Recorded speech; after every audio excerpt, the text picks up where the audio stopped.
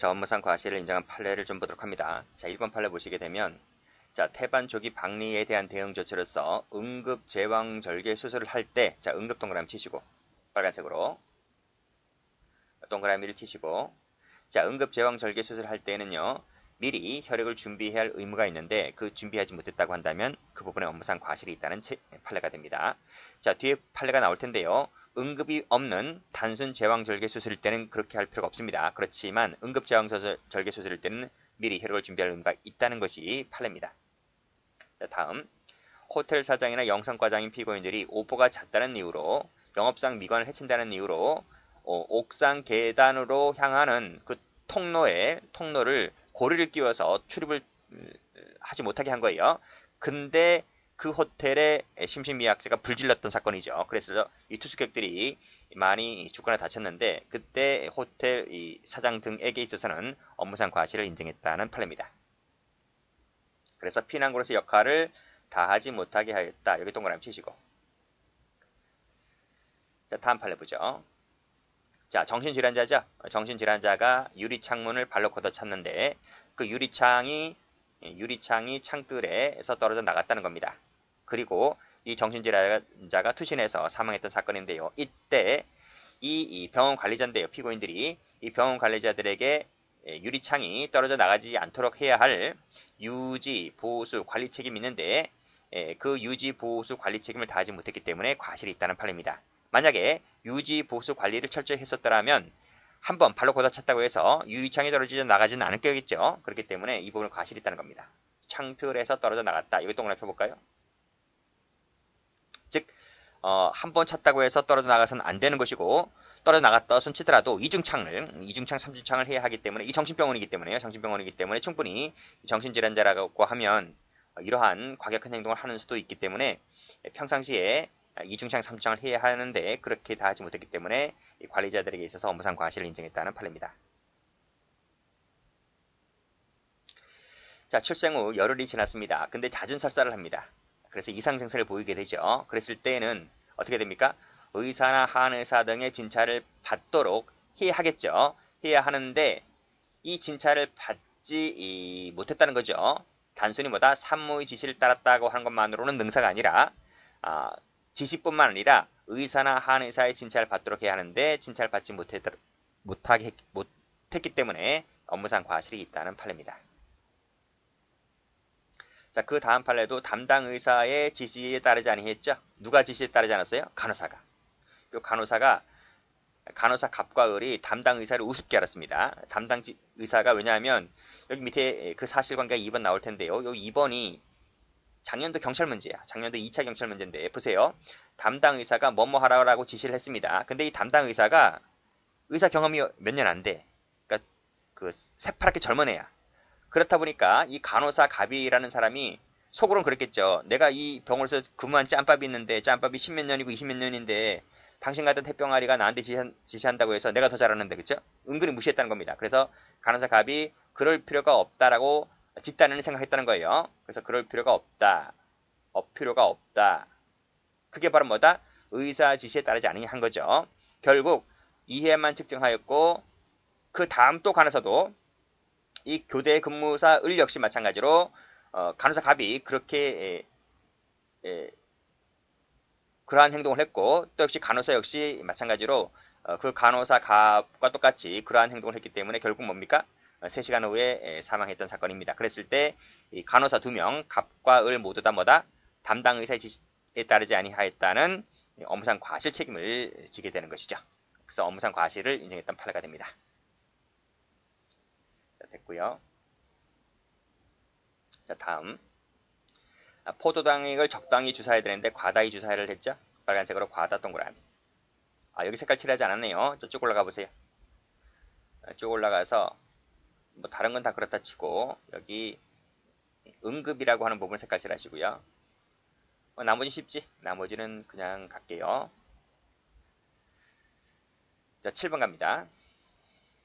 자, 7번을 가보면 자, 의사들이 주의 의무 위반과 체계상의 문제점으로 인하여 사용할 수 없는 약제가 잘못 처방되었고 주의사항 등을 미리 숙지 확인했었더라면 과실로 처방된 것이라고 하는 것을 충분히 알 수 있었는데 그대로 뭐 했다? 주사를 했다. 즉 미리 확인 숙지를 하지 못했다는 거죠. 그 부분에 과실이 존재한다는 것이 판례입니다.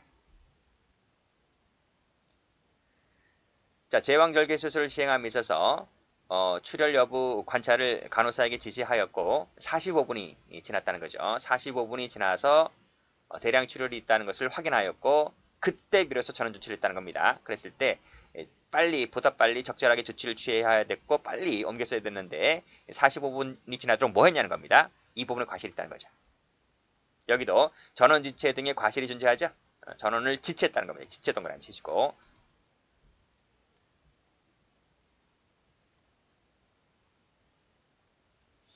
자, 금단 증상을 보이는 알코올 중독자인데요. 어떻게 했습니까? 그 사람을 독방에 가뒀어. 독방에 가두고 나서 방치했다는 거죠. 그치?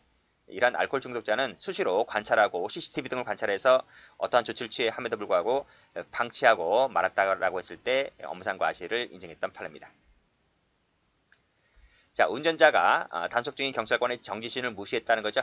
그리고 계속 진행했고 결국 사고 났습니다. 그랬을 때 업무상 과실을 인정을 했고 자, 11번 제한 속도가 40km인데 이 친구는 50km를 달렸다는 겁니다. 자, 여기서 40km, 50km 판례인데요. 실제로 문제 나오기는 40km, 50km를 나온 것이 아니라 과속으로 나와서 과속 적어놨어요. 과속으로 진행하던 중에 밑에 피하지 못하고 그대로 역과시켜버렸다. 피하지 못했다고 동그라미. 이 부분에 과실이 존재한다는 판례입니다.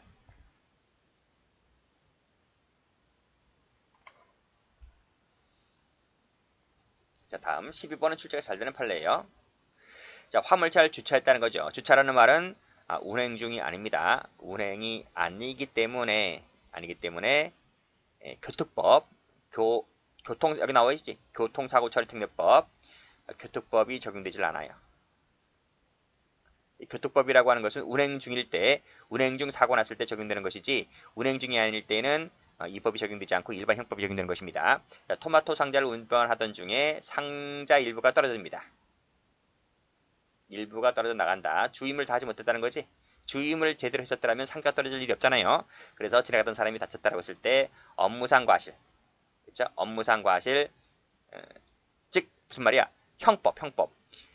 형법상의 업무상 과실죄를 적용한 거지. 교통사고 처리 특례법을 적용했다 그러면 틀립니다. 조심하시고. 자, 비상등을 켜고 차량 후방에 위험 표시판을 설치하고 위험 신호를 해야 하고 이럴 의무가 있는데, 그렇지? 표지판도 설치를 해야 되고 위험 신호를 주고 등등을 해야 되는데 이 친구는 뭐밖에 안 했습니까? 그렇지. 비상등만 켜놓았다. 비상등만. 요 위험 표지판 등을 설치해야 할 의무가 있는데 이걸 아직 못했다는 거죠. 그 부분에 과실이 존재한다는 판례. 자, 관리 감독 의무를 소홀히 했다. 당연히 과실이 있고요. 자, 15번이 중요합니다. 자, 원칙적으로 도급인 같은 경우에는요. 도급쯤 끝이야. 도급인은 책임지지 않습니다. 사고 났을 때. 근데 원칙은 그렇지만 도급인이 사고 책임을 지어야 할 때가 있습니다. 그것이 뭐냐면 여기 법령 밑줄 그으시고 동그라미 1번. 즉 법령에 의해서 도급인에게 수급인의 업무에 관해서 구체적인 관리 감독 의무가 부여되어 있거나 어디에? 법령에. 두 번째는 도급인이 공사 시공이나 개별 작업에 대해서 구체적 지시 감독을 했다라고 하는 그 특별한 사정이 존재할 때 그때에는 예외적으로 도급인에게도 뭐가 있다? 밑에 필요한 안전조치를 취할 의무가 있는 것이다 하는 것이죠. 요것은 색깔 한번 칠해볼게요. 법령 색깔 칠하시고 구체적 특별한 사정 색깔 칠하시고 요 판례 출제 잘 돼요. 최근에 몇 번 나왔습니다. 응용을 해서 변형을 해서 몇 번 나왔기 때문에 이 질문 잘 받으셔야 돼요. 자, 그러면 이 판례에 관련해서 밑에서 설명 한번 해볼게요. 자, 갑이라는 도급인이 있어요. 자, 을이라는 수급인이 있습니다. 자, 갑이라는 사람이 을이라는 사람에게 어떤 공사를 맡겼어요. 도급을 맡겼어요. 공사 일을 맡겼다고요. 일의 완성을 맡겼다고요. 그것이 어떤 일이냐면 주택을 건축하는 것. 뭐 아파트를 건축한다든지 뭐 아파트는 너무 큰 거고 뭐 전원주택 해볼게요. 전원주택 한 채를 지으려고 을에게 맡기는 거야. 공사를 맡긴다. 이거. 근데 공사를 맡기는데 이 갑이란 사람이 좀 재주가 있나 봐요. 아니면 뭐 자격증이 있든지 간에 이 갑이란 사람이 예를 들면 자기가 자재선정을 다 해. 그냥 맡겨버리면 덤태기 칠 수도 많이 있잖아. 그치? 뭐 예를 들면 뭐 철근도 사와야 되고 뭐 지붕 뭐 합판 뭐 등등 많이 있잖아요. 그런 걸 다 사와야 되는데 그냥 맡겨버리면 뭐 100만 원이면 해결될 것이 막 200만 원, 300만 원 더 든단 말이죠. 곱절이 들고 몇 배로 뛰어버리니까 이 갑이라는 사람이 좀 알고 있는가 봐. 그런 과정을. 그래서 자기가 자재를 선정을 다 해. 선정도 하고 그다음에 설계도 자기가 하고 그다음에 시공 계획도 다 자기가 다 세워. 아시겠죠? 자기가 다 한단 말이에요. 그런 상태에서 이 갑이라는 사람은 이제 그 밑에 이제 집을 지을 사람들이 필요한 거잖아. 그죠? 그런 사람들 그것만 맡기는 거야. 나머지는 내가 다 하고. 그치? 그래서 요것을 일감을 줍니다. 일감을 주었고 결국 을 혼자서는 못하니까 을 역시 마찬가지로 병이라는 사람의 근로자를 역시 고용을 하죠. 고용을 해서 이제 뭘 만드는 거야? 전원주택을 만드는 거야. 이렇게 주택을 이제 짓는다. 이거 짓는다. 그래서 이 병이라는 사람이 공사에 투입됩니다. 투입되는데 이 공사 일을 하다가 사고가 나서 이 친구가 이 근로자인 이 친구가 상해를 입게 된다. 그래서 산재법상의 피해자가 되는 거죠. 그랬을 때는요, 이 근로자가 일을 하다가 사고 났을 때 만약에 이 자기를 고용했던 이 을이란 사람이 나를 고용하면서 이 주택을 건설하고자 할 때 이 사람이 안전조치를 취하지 않고 그렇죠? 안전조치를 취하지 않고 그냥 나를 고용해서 일을 하게 했다면 이 병이란 사람은 나를 고용한 이 을을 상대로 뭐다? 민형사상 책임을 물을 수가 있다. 형사 책임을 물을 수가 있다. 이건 당연한 거고요. 당연한 거고 여기서 문제가 됐던 것은 이 을뿐만 아니라 이 병은 이 갑에게도 민형사 책임을 물을 수 있느냐. 이걸 지울 수 있느냐라고 하는 것인데 자, 이 사안에서는 이 자재 선정, 설계, 시공 계획을 전부 다 누가 했습니까? 전부 다 갑이 했잖아. 갑이 했기 때문에 이때는 병이 갑에게 민형사 책임을 지울 수가 있는 것이다.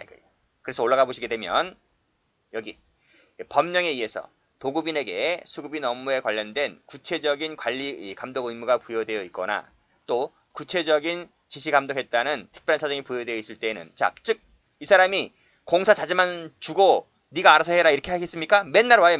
맨날 와서 맨날 이거 해라 저거 해라 이거 뭐 잘못됐네 저거 잘못됐네 맨날 와서 싫은 소리만 하는 거야. 그것이 바로 뭐다? 그것이 바로 위에 나와 있는 구체적인 관리 감독 의무가 부여되어 있단 말이야. 그랬을 때는 이렇게 사고 났을 때 이 도급인에게 있어서 뭐다? 안전조치를 취할 의무가 이 도급인에게도 있는 것이므로 즉 을에게만 있는 것이 아니라 갑에게도 있는 것이므로 따라서 이 발생한 사고에 대해서는 을뿐만 아니라 갑 너도 책임을 져라 이런 말입니다. 그쵸? 만약에 사안을 좀 바꿔볼까요? 사안을 바꿔버리면 자 갑이란 사람은 을에게 도급을 줍니다. 집 한 채 지어달라고 하는데 나는 아는 게 없어. 난 돈만 주는 거야. 돈만 뭐 돈 한 10억 줍니다. 10억 줘서 야, 네가 알아서 져라. 네가 일을 완성시켜주면 돈만 줄게. 라고 해서 이 설계를 을이란 사람이 설계도 하고 자재 선정도 하고 갑이 아까 했던 일을 다 이 을이라고 하는 사람이 하는 거야. 우리 인터넷 쳐보면 포털 사이트 쳐보면 무슨 하우징 무슨 주택이라는 이런 회사 건설 회사가 나오잖아요. 그치? 그런 회사가 다 알아서 해주는 거야. 설계 도면을 다 알아서 해주는 거야. 그랬을 때는 이런 사고 났을 때는 병이 을에게만 책임을 물을 수 있는 것이지 갑은 아무것도 모르잖아요. 그냥 갑은 책임을 지지 않는 거야. 갑은. 그래서 원래 도급이라고 하는 것은 뭐다? 올라가 보시게 되면 도급인은 원래 책임을 지지 않아요. 원칙상. 그런데 이 사안처럼 법령에 의해서 도급인에게 구체적 관리 감독 의무가 부여되어 있거나 그치? 또 구체적 관리 지시 감독했다는 특별한 사정이 부여되어 있을 때는 이때 도급인도 빠져나가지 못한다. 니도 책임을 져라 하는 것이 판례입니다. 이 판례 무지 중요한 판례이기 때문에 꼭 좀 알아두세요.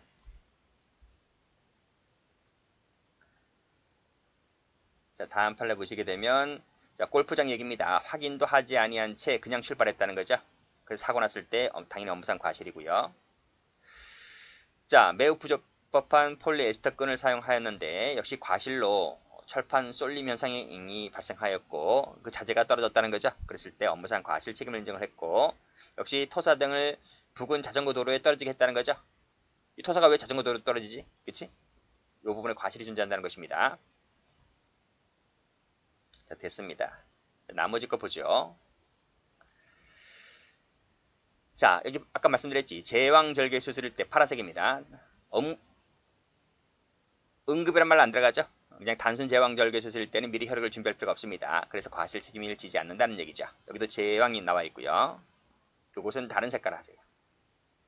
아까는 응급이었지만 지금은 응급이 빠지기 때문에 미리 혈액을 준비해야 할 의무가 없다. 자, 태아가 가끔은요 여기로 태어납니다. 자세가 뭐 정반대의 자세라는 거지. 머리와 다리가 바꿔졌다는 거지. 조기분만 되었는데 경과를 관찰하기로 보는 거지. 그렇지? 그러니까 의료진 측에서는 이게 지금 애가 잘못되는 거 아니야? 라고 하면서 경과를 계속 관찰해 보면서 뭐 이상이 있을 때 어떤 뭐 조치를 취하겠죠. 경과를 계속 관찰해 보는 거야. 본다라고 했을 때 이것 자체가 합리적 재량 범위 안에 있다는 거지. 그렇죠? 합리적 재량 범위 내에 있는 부분이기 때문에 이것 갖고는 주의무 위반 자체는 아니다. 고 보는 것이 판례입니다. 왜냐하면 가끔씩은 뭐다? 가끔씩은 여기로 태어난 애들이 있다는 거지.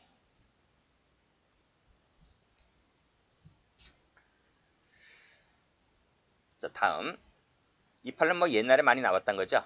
자, 수술 도중에 메스가 부러집니다. 메스가 부러진다. 자, 부러진 메스 조각이 그 몸 안에 있는 거죠. 근데 그거 찾겠다고 장기를 다 수술을 배를 갈라가지고 장기를 다 드러낼 수는 없잖아요. 그렇죠? 그러면 더 큰 문제가 발생할 수가 있기 때문에 일단은 그대로 둔 채 봉합을 합니다. 그대로 둔 채 꿰맨다는 거죠. 그렇죠? 그대로 둔 채 꿰맨다. 그대로 둔 채 설명해 볼게요. 그리고 만약에 이제 꿰맨 다음에 이 환자가 이제 움직이잖아요. 움직이거나 자거나 뭐 할 때 어디 몸 한쪽에 이제 통증이 올 것 아니겠습니까? 그 통증이 오고 나면 기존에는 그 장기로 뭐 내장, 소장, 뭐 위 이런 것으로 가려서 엑스레이에는 나타나지 않았지만 움직임으로 인해서 그 장기가 움직이니까 속 안에서 움직이니까 이때는 보이지 않았던 그 금속이 나타날 것 아니겠습니까? 그때 그 통증 부위만을 엑스레이를 찍어서 그 금속이 발견되면 그 부분만 수술을 절단해서 그 부분을 찾아내서 다시 빼내면 되는 것이기 때문에 일단은 그대로 둔 채 봉합한 것 자체만으로는 과실로 볼 수가 없다는 것이 판례죠. 교사가 징계로 애를 때리는데 이를 구경하겠다고 옆에서 지켜보던 아이가 있습니다. 근데 선생님이 회초리를 드는 순간 그 학생의 눈을 찌른 거야. 그러면 선생님 잘못입니까? 애 잘못입니까? 아, 왜 애를 때리는데 왜 뒤에서 쳐다보냐고 있냐고, 그렇지? 그랬을 때는 그 선생님이 애를 회초리를 들 때 뒤에 애가 있으리라고 하는 부분에 대해서 얘기한 가능성이 없다는 겁니다. 그래서 과실 책임을 지우지는 않았다는 판례죠. 버스를 타려는 순간 행인들끼리 충돌합니다. 이때 그 한 사람이 넘어지게 되고 그 한 사람의 머리가 바퀴에 깔려서 사망사고 발생했다고 했을 때 운전자에게는 과실 책임이 없다.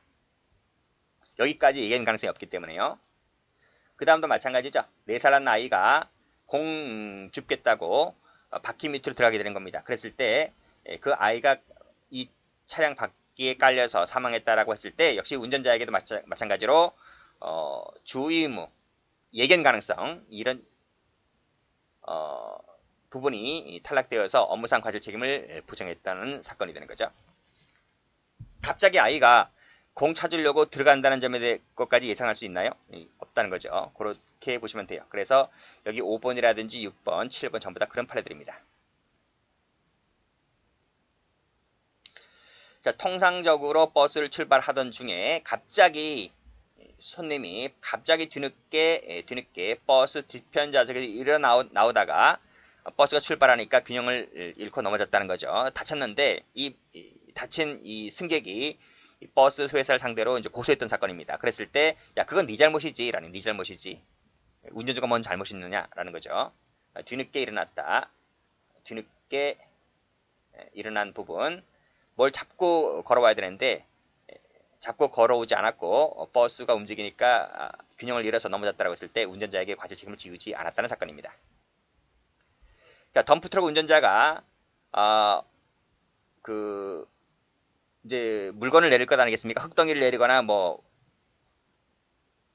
물건을 내린다라고 했을 때 버스 하치장에다 쓰레기 하치장에서 내린 거야. 근데 쓰레기 하치장에 내리는데 거기에 사람이 자고 있는 거야. 누워 있는 거야. 아니, 운전자가 쓰레기 하치장에 사람이 누워 있을 것이라는 점에 대해서 도저히 예견할 수 있습니까? 없는 거죠. 그렇기 때문에 여기서 확인도 하지 아니한 부분, 확인도 하지 아니하고 덤프 기어를 내려서 물건이나 흙덩이를 내렸다라고 했을 때 그 부분은 과실이 없다는 겁니다.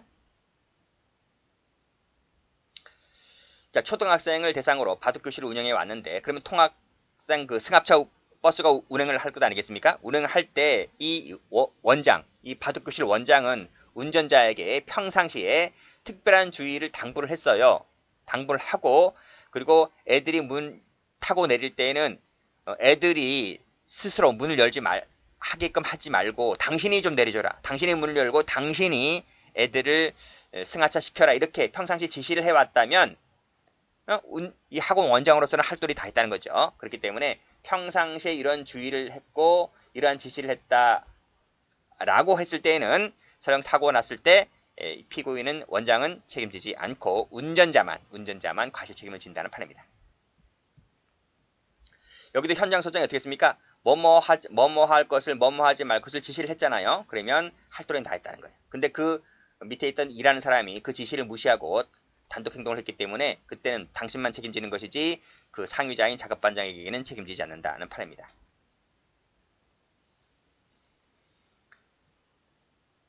자, 이것은 뭐죠? 찜질방 직원 몰래 나가네요. 몰래 나가서 술 마시고 들어와다가 서 사망난 사건인데 이때 찜질방 직원은 과실 책임을 지지 않는다는 거죠. 여기까지 이 업무 범위를 넓히면 그렇죠? 또 뭐 많은 뭐 손님들과의 다툼도 생기고 평상시에 뭐 이렇게까지 술 마시고 들어온다는 것까지 뭐 직원들이 뭐 알았겠습니까? 그렇죠? 그래서 직원을 추가로 배치한다든지 또 후문으로 출입하는 모든 자를 통제해야 한다는 것 이런 것을 다 하지 못했다고 해서 직원이나 그 위에 있는 상사들에게 업무상 과실 책임을 지우지는 보기는 어렵다는 판례입니다. 자, 그리고 완전 감금이에요. 완전 감금. 완전 감금된 병동에서는 완전 감금시켰기 때문에 탈출이 안 되지. 탈출이 안 되는데 이 친구는 어떻게 탈출했나 봐요. 창문을 열고 탈출했다라고 했을 때 이때는 당직 간호사에게 주의 의무를 다했다라고 주의 의무를 게을리했다라고 보기는 어렵다는 거죠. 그래서 여기는 완전 감금이야. 앞에도 하나 있었지? 앞에 판례랑 비교하셔야 돼요. 앞에 어떤 거였죠?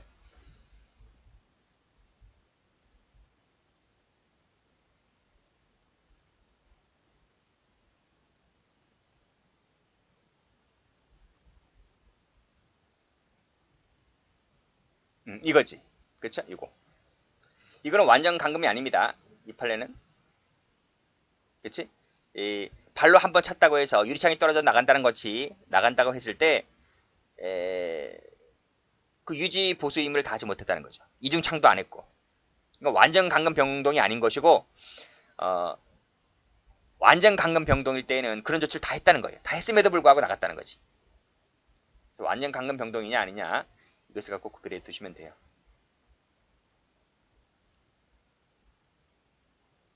그쵸?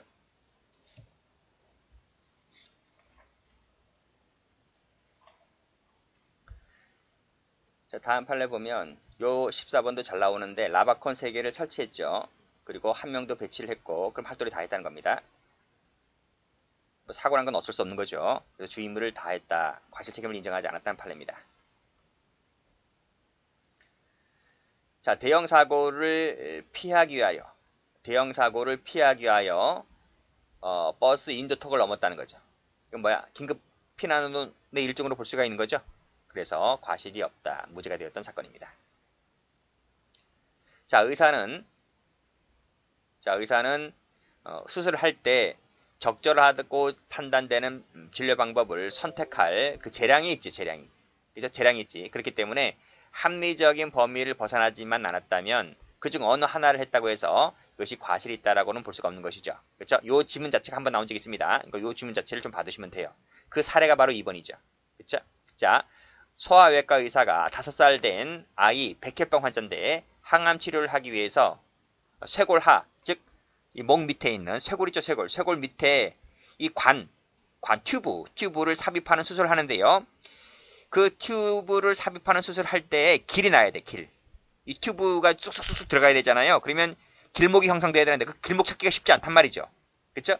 그때 이 의사가 그 길목을 찾으려고 주사바늘로 막 찔러요. 막 찔러서 10번씩 찌릅니다. 10번씩 찌르는데 이것을 잘 못 찾았어. 어떻게 하다가 그게 이제 어떻게 하다 보니까 10번씩 찔렀는데 그 아이가 죽게 됩니다. 라고 했을 때 담당 의사에게는 과실이 없다고 했습니다. 무죄가 났던 사건이야. 왜냐하면 왜 나와있지? 적절하다고 판단되는 방법을 선택해서 이 사람이 10번 찔렀겠지. 막 찔렀겠습니까? 그렇잖아요. 그래서 10번 찌를지 5번 찌를지 뭐 우연찮게 재수가 좋으면 한두 번 찔러가지고 바로 튜브가 들어갈 수가 있는 것인데, 그래서 뭐 이 의사들이 보는 전문 잡지, 전문 논문에 보면 몇 번 찔러야 한다는 그런 것도 나와있질 않아요. 그렇기 때문에 몇 번 찔러서 길을 찾아야 하는 것은 의사의 재량인 것이므로 그 재량의 범위가 상당한 범위가 일탈로 보여지지 않는다면 10번 찌르는 과정에서 우연찮게 어떻게 보다가 아이가 사망했다 손치더라도 이거 갖고는 뭐다? 과실로 볼 수는 없다는 판례입니다. 그래서 2번도 출제가 된 적이 있기 때문에 2번도 좀 봐두세요. 자, 그러면 여기 어느 하나 세모 치시고 그 다음에 10번 찔렀다. 10번 세모 치시고 출제가 된 적이 있어서 이렇게 색깔 칠하시면 되겠네요. P자 색깔 칠하시고.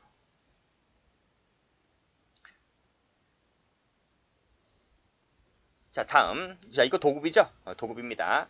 건설공사 중에 타워 크레인 설치 작업을 전문업자에게 도급주다. 도급주면 끝이라니까요? 도급주면 원래 책임지지 않아요. 아까는 좀 특별한 경우이고, 여기도 구체적인 작업 지시 감독 의무를 주택수리업자에게 지금 일임했다는 말은 뭐지? 도급줬다는 말입니다. 여기도 현장 공사 감독을 전담하는 자가 따로 있고요. 전담자가 따로 있습니다.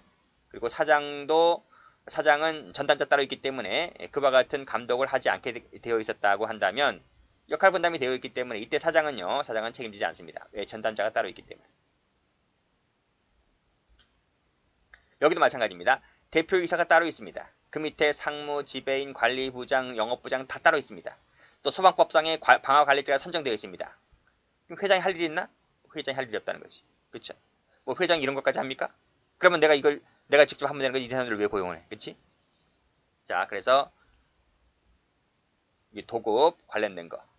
그 다음에 전담자를 따로 맡긴 것. 다음 판례입니다. 선박의 등마 단속을 담당할 책임자가 있다는 것입니다. 책임자가 있다면 그 책임자가 지금 실화했잖아요. 그러면 그 실화자인 책임자가 책임지면 되는 것이지 선장에게는 따로 책임을 묻지 않는다는 얘기입니다. 자, 그 밑에 23번을 보게 되면요. 자, 미끄럼틀에 안전요원을 배치했잖아요. 자, 그랬다면 수영장 경영자는 할도를 했다는 것입니다. 그래서 경영자는 책임지지 않는다는 얘기입니다. 자, 올라가 보죠. 자, 파도 수영장에서 초등학교 6학년 학생이 수영장 안에서 엎어져 있었다는 것이죠. 이 엎어져 있는 이유가 여러 가지가 있을 것 아니겠습니까? 이 사안처럼 심장마비였는지 아니면 아이들이 있기 때문에 수영장에서 물놀이 하는 것처럼 개구장이처럼 장난치고 있는지.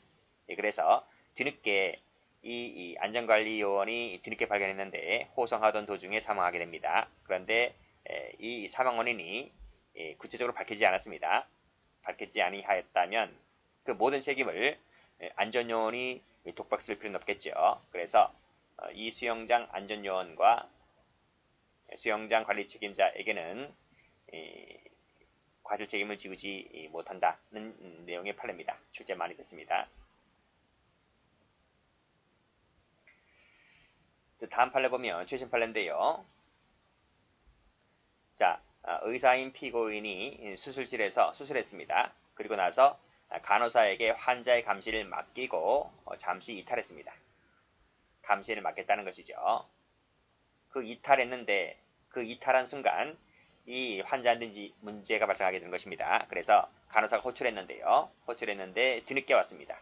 복귀했는데 결국 사망했다는 것이죠. 심정지했다는 것입니다. 그랬을 때 이 이탈한, 즉 감시를 맡기고 이탈한 이 의사에게 과실 책임을 지을 수가 있을까라고 하는 것인데, 감시를 맡겼다라고 했기 때문에 의사에게는 업무상 과실 책임을 지을 수 없다는 내용의 판례입니다. 정리해 두시고요. 자, 그 밑에 판례 보면 우리 가끔 가다 보면 주유소 근처를 지나갈 때가 있죠. 그러면 이 유조차가 와서 주유하는 것을 가끔씩 볼 때가 있는데, 자, 그랬을 때 그 차량 운전자 같은 경우에는 그 주유소 관리자가 있겠죠. 그 관리자의 지시에 따라서 어디에 탱크에 주유를 할 텐데요. 자, 밑에 보시게 되면 그 보안에 관련된 지시와 감독하에 일을 하는 것이고, 그 보안 책임은 누구한테 있다? 그쵸? 그 주유소에서 근무하는 취급 주임, 그 주임에게 있다는 것입니다. 자, 운전자가 밑에 주임의 지시를 받아서 급유하고 있다는 것이죠.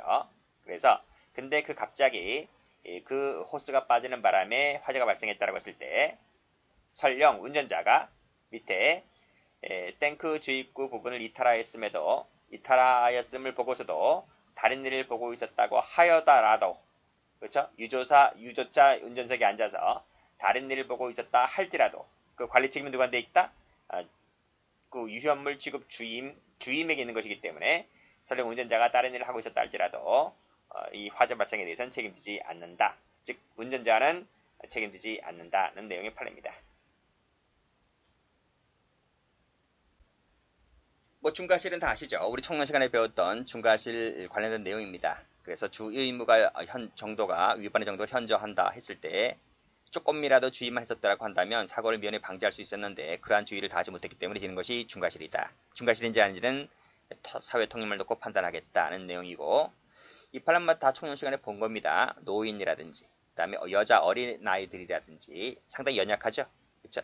조심해야 되는데 뭐 올라가 보면 배의 가슴을 마구 때리거나 눌렀다고 하는 거죠. 그랬을 때 치명적 결과가 나올 수 있다는 것은 누구라도 조금만 주의를 한다고 하면 알 수가 있었을때도 불구하고 그러한 주의를 다하지 못했기 때문에 지는 중과실이다. 고픈 판례입니다. 자, 이 판례도 보시면요.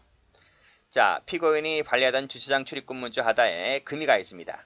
그래서 도개될 위험이 있습니다. 그러면 이 관리자는 어떻게 됩니까?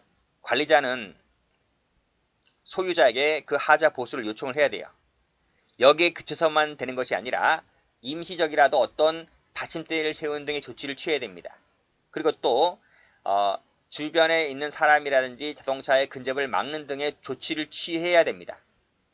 그러면 할 일이 뭐야? 세 가지지. 소유자에게 보수 요청한다. 임시라도 멀땜빵을 해라. 그리고 사람이나 자동차가 근접하는 것을 막아라. 이 세 가지를 다 해야 되는데 이 사람이 한 것은 뭡니까? 보수를 요구하는데 요 한 가지밖에 안 했다는 거야. 그렇죠? 그러다 사고 났을 때 이 관리자에게 중과실을 인정했다. 이렇게 보시면 되겠습니다. 그리고 중과실을 인정한 판례는 총론교재 가면 많이 나와 있습니다. 그 참조하시고요. 타제와의 관계 봅니다. 자, 268조가 뭐죠? 방금 배웠잖아. 업무상 과실, 중과실. 그치? 근데 이 업무상 과실, 중과실이 교통사고로 인해서 발생한 것이라고 한다면 그때는 형법이 적용되는 것이 아니라 교특법이 적용됩니다. 됐어요? 교통사고일 때는 이 형법보다는 교통사고 처리 특례법이 특별법이기 때문에 일반 형법이 적용되는 것이 아니라 교특법이 적용된다는 거 봐두시고요. 특가법 볼까요? 특가법은 뭐냐면 특가법은 교통사고가 났어요. 교통사고가 났는데 이 사람이 구호조치를 안 해. 구호조치를 하지 않고 뺑소니 도망가는 거야. 속칭 뺑소니. 차량 일으키고 뺑소니한 사건, 뺑소니자를 처벌하는 범죄가 특가법입니다. 그리고 또 여기 보시면 뺑소니뿐만 아니라 옴교 유기 도주한 놈도 다음 각호 유구분에 따라 가중처벌하고 있는 것인데 다음 각호는 생략해버렸습니다. 어쨌든 뺑소니는 특가법이다. 그리고 뺑소니가 아닌 그냥 교통사고일 때는 교통사고 처리 특례법이다. 자, 밑에 판례 보자. 자,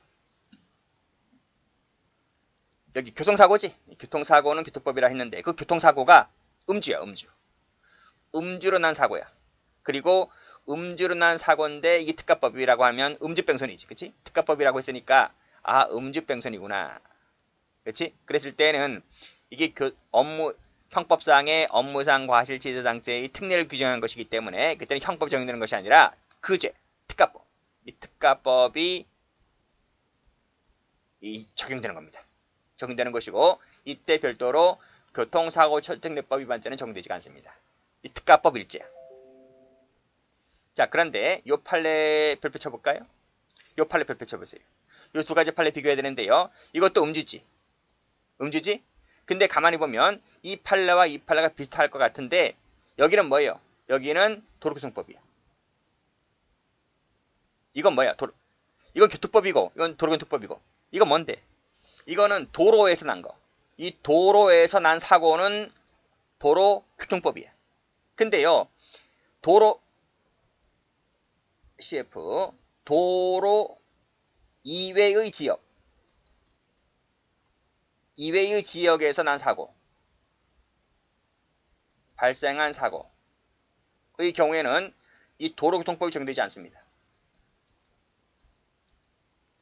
이 법은 도로에서 난 사고일 때만 적용되는 거야.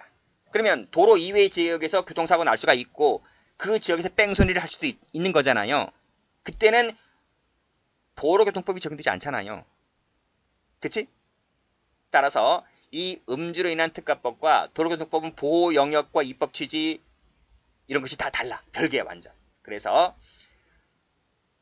이때는 뭐다? 이때는 이 위의 판례처럼 흡수관계가 아니라 이때는 실체적 경합이 된다. 경합법입니다. 그때는 특가법도 적용되고 도로교통법도 적용되고 라고 하는 판례죠. 그렇게 보시면 돼요. 흡수관계가 아니다. 근데 교통법은 특별관계다. 흡수가 된다. 이렇게 정리해 두시면 되겠습니다. 여기까지입니다.